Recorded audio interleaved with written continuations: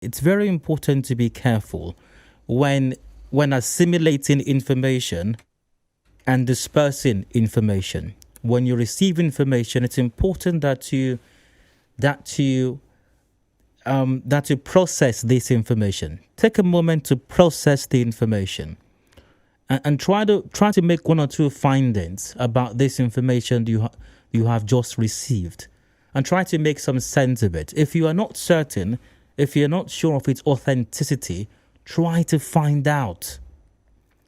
You have a responsibility. Your excuse for passing across wrong information or fake news cannot be that you saw it on WhatsApp or somebody sent it to you on WhatsApp. No. And then when someone asks you, so where did you see it? Is it WhatsApp? I saw it on WhatsApp. Or as some other person would say, it's on Facebook. That it is on Facebook or that someone sent it to you on WhatsApp does not make it authentic. And the reason I'm saying, and it's very important you're careful so that you don't be a part of a chain of misinformation, because misinformation has a lot of, could have really dire consequences. Now, I am going on about this because on the show yesterday, some fellow sent me a message via WhatsApp, which I did not read on air. I actually saw it, and I hope that fellow is listening right now. I actually saw the message, but I would not read it. And I don't remember the exact words of the message, but I remember what the message was talking about, what it was suggesting.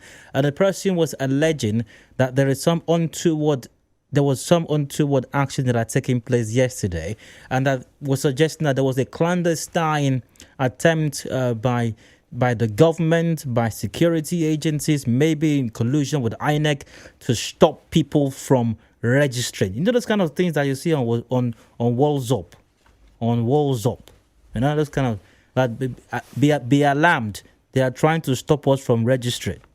They are trying to stop us from being a part of those kind of funny things. And the person was talking about how in some part of town, some registration center, DSS came there, chased everybody away, arrested INEC officials, carried everybody away, stole the registration machines as well, and drove everybody out of the place so as to stop them from registering. And that was the message. But I saw it, and something told me that this is highly unlikely. And I need to look into this before I read that message out.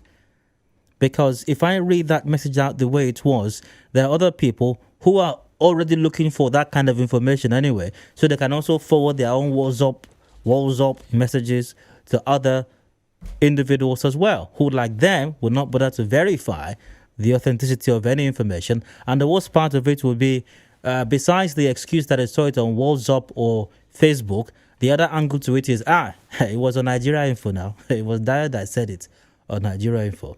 This is a more accurate, nothing the person sent me yesterday was accurate.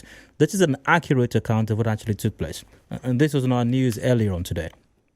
Now, the INEC office in Elegbolo, where security guard was arrested by the DSS yesterday, is continuing CVR exercise today. INEC's resident electoral commissioner in Rivers State, Obo Ifanga, told our correspondent that the security guard was arrested for allegedly selling PVC forms. Ifanga said the commission is cooperating with the DSS to carry out an investigation, and online videos show the moment the DSS made the arrest. So just because security operatives, DSS, for example, go into a place to make an arrest does not mean that the government is trying to marginalize all of us in the Niger Delta region. No. Some person was carrying out a criminal activity, something that was wrong. And it's a very sensitive matter because it has to do with the CVR. And you very likely would call Nigeria Info someday to say that, yes, INEC is stopping us. They are not allowing us to register. Can you imagine? You people should do investigative journalism. You people should do investigative journalism. In one particular place, they are selling form. They are selling form for us. Now, the DSS, thankfully, they were proactive this time around, and they went to address the matter.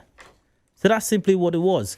And reports have it, at that location, the CVR exercise continued today. And I'm quite certain nobody is selling any forms there today. Quite certain of that. So, be careful once again.